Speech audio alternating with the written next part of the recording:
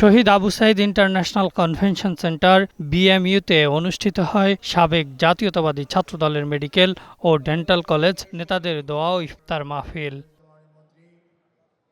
অনুষ্ঠানে প্রধান অতিথি হিসেবে অংশ নেন সমাজ কল্যাণ, মহিলা ও শিশু বিষয়ক মন্ত্রী ডাক্তার AZM জাহিদ হোসেন ও বিশেষ অতিথি স্বাস্থ্য ও পরিবার কল্যাণ মন্ত্রী সরদার মোহাম্মদ সাখাওয়াত হোসেন।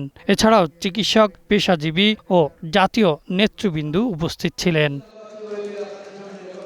এ সময় অনুষ্ঠানের প্রধান অতিথি সমাজ কল্যাণ, মহিলা ও শিশু বিষয়ক মন্ত্রী ডাক্তার AZM জাহিদ হোসেন বলেন, জনগণই বিএনপিকে ক্ষমতায় এনেছে, তাই স্বাস্থ্যসেবাকে জনগণের কাছে আরও গ্রহণযোগ্য ও যুগোপযোগী করতে কাজ করছে সরকার। আপনাদেরও মনে রাখতে হবে, সবার আগে চিকিৎসকদের চিকিৎসা পেশা, হাসপাতাল তথা মানুষের সেবায় আমাদের সবার আগে মনোনিবেশ করতে হবে। আগামী দিনে বাংলাদেশের স্বাস্থ্য ব্যবস্থা আরও জনগণের কাছে অধিকতর গ্রহণযোগ্য করার জন্য বিএনপির হাত তথা জনাব তারেক রহমানের হাতকে শক্তিশালী করবেন। চিকিৎসকদের কাছে সুযোগ সুবিধা নিশ্চিতের পাশাপাশি জনগণের কাছে দ্রুত চিকিৎসা সেবা পৌঁছে দিতে কাজ করছেন সরকার, বললেন স্বাস্থ্যমন্ত্রী সরদার সাখাওয়াত হোসেন।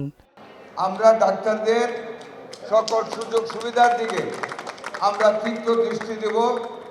আজকে আমাদের মাননীয় প্রধানমন্ত্রী সবার আগে স্বাস্থ্য এবং বাংলাদেশের স্বাস্থ্য ব্যবস্থা নিয়ে আজকে একটা মিটিং হয়েছে, অত্যন্ত গুরুত্বপূর্ণ মিটিং। অনেকগুলি ব্যাপারে সিদ্ধান্ত নেওয়া হয়েছে জনকল্যাণে প্রান্তিকের ডোর স্টেপে কীভাবে সেবা পৌঁছে দেওয়া যায়। আগামী দিনে স্বাস্থ্যসেবা আরও উন্নত হবে প্রধানমন্ত্রী তারেক রহমানের নেতৃত্বে, এমনটাই প্রত্যাশা করেন সবাই। Ahsan Habib, green news, Dhaka.